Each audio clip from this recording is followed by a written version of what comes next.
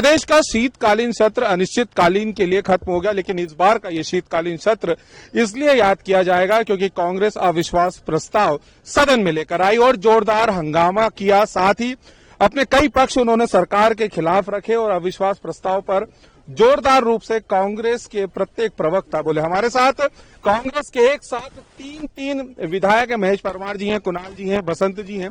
हम इन तीनों से बारी बारी से बात करते हैं। कुणाल भैया, अविश्वास प्रस्ताव आया, जोरदार आपने आवाज भी उठाई और मेरे ख्याल से प्रत्येक बीजेपी या सरकार का जो प्रवक्ता था बोल रहे थे तब आपकी आवाज बीच में जरूर आ रही थी। देखिए, यह अविश्वास आम जनता की तरफ से था, उस किसान की तरफ से था जिसके पेट पे लात और छाती पे गोली मारने का काम बीजेपी सरकार ने किया, उस गरीब के साथ था जिसकी पेंशन बढ़ने से रोकने का काम करा, उन लोगों के साथ था, आदिवासियों के साथ जिनके साथ रोज अत्याचार हो रहे हैं, कानून व्यवस्था खराब है, महिलाएं जिनको बलात्कार हो रहा है, स्पष्ट है उनकी आवाज थी। और जो सदन के अंदर भाषण मुख्यमंत्री दे रहे थे, जो सड़क पे भाषण दे रहा हूँ, स्पष्ट है जिन मुद्दों को हमने उठाया था। आपने कर्जा माफी की बात को क्यों बंद कर दिया, आपने यहाँ पे किसान की आय दुगनी करने का बोला था तो कितनी कर दी, आपने लागत क्यों बढ़ा दी, महंगाई क्यों बढ़ रही है, क्यों मध्य प्रदेश के ऊपर कर्जा बढ़ रहा है, क्यों बेरोजगारी बढ़ रही है, क्यों कानून व्यवस्था खराब है, जिन मूल मुद्दों पे सवाल करा मुख्यमंत्री एक पे जवाब नहीं दे पाए। और दुर्भाग्य है इस मध्य प्रदेश का, कर्जदार प्रदेश को, बेरोजगारों के प्रदेश को, कुपोषण बच्चों के प्रदेश को कहीं ना कहीं मुख्यमंत्री रोज झूठी बातें कह के चले जाते हैं, सदन के अंदर भी सत्य नहीं बोलते हैं। महाकाल बोला जाए तो हर जगह है, लेकिन इस बार विधानसभा सत्र में भी महाकाल छाए रहे। महेश जी, उज्जैन से आते हैं, महाकाल का मुद्दा इस बार सदन में गूंजा। जय महाकाल। बड़ी शर्म की बात है कि इन लोगों ने भगवान महाकाल के, हमारे नेता कमलनाथ जी जब मुख्यमंत्री बने 300 करोड़ रुपए भगवान महाकाल के विकास के लिए, वन क्षेत्र का विकास कैसे हो, वहां सुविधाजनक श्रद्धालु के कैसे क्षेत्र का विकास हो, उसको भी इन लोगों ने नहीं छोड़ा।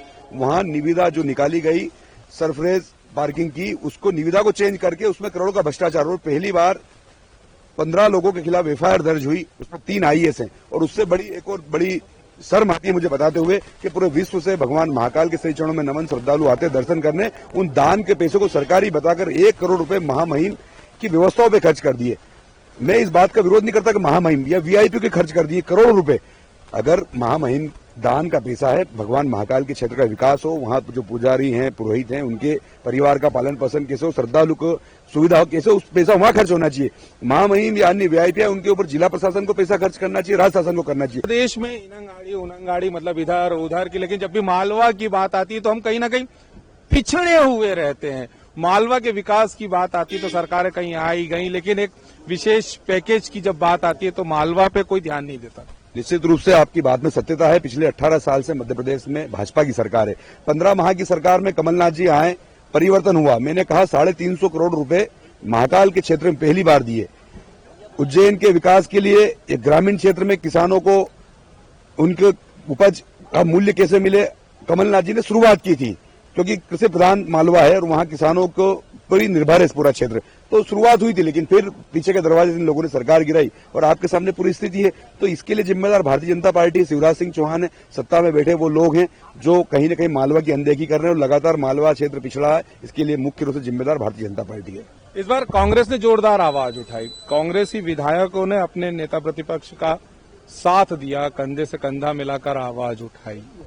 सदन में जो भी मुद्दे उठाए गए हैं वो बहुत बढ़िया मुद्दे थे। प्रदेश की जनता जानने लगी है कि ये 18 साल में ये सरकार जो बैठी है बीजेपी की, ये झूठ बोल के गुमराह कर रही है। आज इनको ये नहीं दिखाई दे रहा कि महंगाई कहाँ पहुंच गई, किसानों की हालत कहाँ पहुंच गई है और बेरोजगारी कहाँ पहुंच गई। तो अभी मैं आपको अपने क्षेत्र की बात बता दूं कि 6-6 महीने से ट्रांसफार्मर नहीं बदले जा रहे। किसान ये बोलते हैं कि किसान की हम दुगनी आय कर रहे हैं। ये बताएं, सदन में हम लोगों ने क्वेश्चन उठाया, यहाँ पर बात रखी यहाँ पर, लेकिन जवाब नहीं देते बना।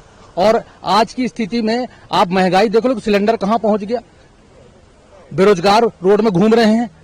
मैं कोरोना काल में बता रहा हूं कि मनरेगा में भी लोगों ने काम किया है। इन लोगों ने जो अच्छे पढ़े लिखे डिग्री रखे बैठे लड़के हैं, युवा साथी हैं हमारे, इनकी तरफ कोई ध्यान नहीं दिया जा रहा है। अब ये जनता जो है, अभी राहुल गांधी जी की पदयात्रा निकली जो भारत जोड़ो यात्रा में, इसमें ये भीड़ को देख के बौखला गए हैं, जवाब नहीं दे पा रहे हैं। क्या शीर्षस्थ नेतृत्व है, उसने इस बार आप कांग्रेसी विधायकों को बोला कि विधानसभा के बाद भी आपको सड़कों पर जाकर अपनी आवाज बुलंद करना और जो चीजें आप महसूस कर रहे हैं, जनता महसूस कर रही है, उसको लगातार मुद्दा बनाना है और चुनाव में जाना है? नहीं, बिल्कुल ये चल रहा है। अभी गांधी चौपाल चल रहा है, हर गांव में जाके चौपाल लगाई जाती है, वहाँ काफी लोग एकत्रित होते हैं, वहाँ पर लोगों की सुनवाई भी होती है, लोगों की समस्या सुनी जाती है और बेहतर से बेहतर समय आने वाला है 2023।